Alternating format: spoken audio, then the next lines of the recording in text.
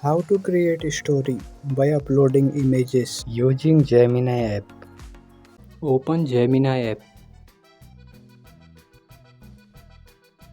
Now click on plus icon and choose image from your gallery.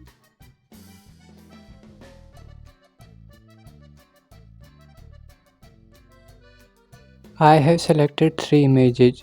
You can see these photos are related to yoga.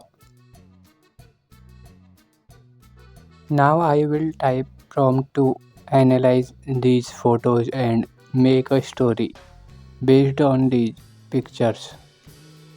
Then click on send option and wait for some second.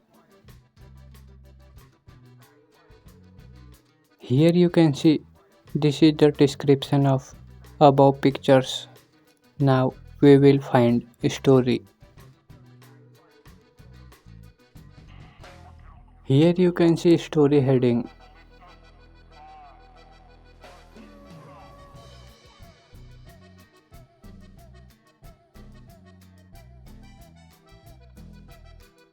Now you can read story based on pictures. Here is our story on a crisp morning in Modinagar. So by following all the steps you can also create a story based on any images. You can select multiple images.